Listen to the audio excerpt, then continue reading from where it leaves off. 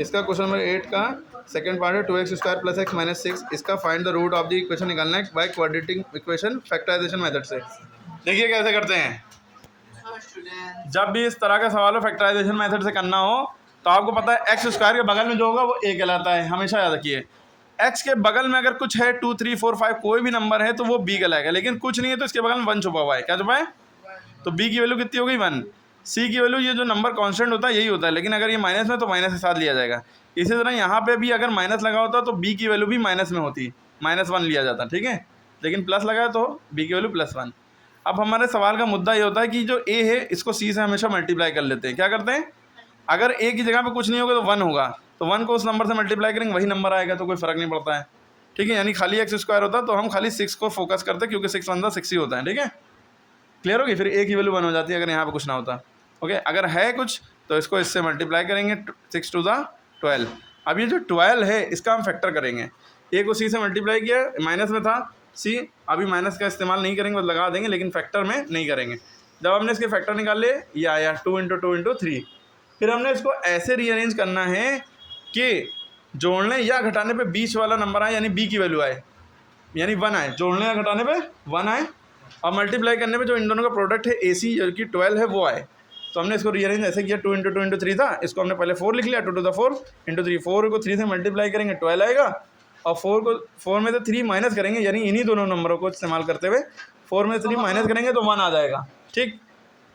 Clear है? तो दोनों कंडीशन फुलफिल हो रही हैं, लेकिन ये 12 माइनस में आएगा, तो इसलिए आप यहाँ पर देखिए, फिर 3 से पहले माइनस लगा रहे, 4 3 12 प्लस माइनस माइनस 4 - 3 1, ठीक है। तो हम ये उतारते हैं अंदर। क्या उतारते हैं? देखिए आपने क्या किया, 2x² का 2x² उतार लिया, -6 का -6 यहाँ पर उतार लिया। इसकी जगह पे यानी x की जगह पे आपने ये उतारा 4x - 3। x की जगह पे क्या उतारा, यानी 1x की जगह पे आपने 4x - 3 उतारा। 4x में से 3x गया, 1x बचा, 4 में 3 जाएगा, 1 बचेगा ना, 1x बचेगा, x है ना। अब इतना करने के बाद इन दोनों में से कॉमन लेते हैं। किस में से कॉमन लेते हैं? इन दोनों में से कॉमन लेते हैं। कॉमन कैसे लेते हैं? जैसे आपको 2 यहाँ दिख रहा है, 2 यहाँ नहीं दिख रहा है, तो 4 को हम लिख सकते हैं 2 × 2। दिखने लगा आप 2, है ना। क्लियर हो रही है? यहाँ x² है, देखिए यहाँ पे x है, तो यहाँ x² को हम तोड़ सकते हैं x × x। अब देखिए x भी इधर है, 2 भी इधर है, 2 भी इधर है, x भी इधर है। जो जितना गोला बनाया वो यहाँ से कॉमन हो गया। 2x दोनों में है तो 2x कॉमन ले लिया, ले लिया। अब जो चीज़ कॉमन ले ली वो यहाँ से गायब हो जाएगी, यानी 2x यहाँ छुपा लिए। अब ऊपर क्या बचा, x, वो x यहाँ पर लिख दिया, प्लस यहाँ से 2x कॉमन ले लिया, ये 2 बचा, वही लिख लिया। अब अगले स्टेप में x + 2 ब्रैकेट बचना चाहिए।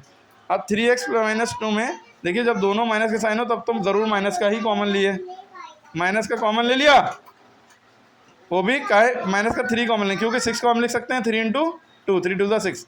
अब देखिए 3 यहाँ भी है, 3 यहाँ भी है, तो ये दोनों 3 कॉमन ले लिए, x - प्लस x + 2 हो गया। अब देखिए दोनों में x + 2 बचा है, x + 2 यहाँ पर लिख लिया, 2x - 3 आगे लिख लिया। यहाँ तक समझ में आ गई बात? ठीक, 3 कॉमन ले लिया, x माइनस का 3 कॉमन लिया, माइनस प्लस 3 कॉमन ले लिया, तो 2 बचा, 3 2 6 है ना। अब x + 2 दोनों में कॉमन है, लिख लिया, 2x - 3 बचा, वो यहाँ पे लिख लिया। ये जो ब्रैकेट में था वो एक बार लिख लेते हैं, ये दोनों चीज़ें बची हैं, लिख लिया यहाँ पे।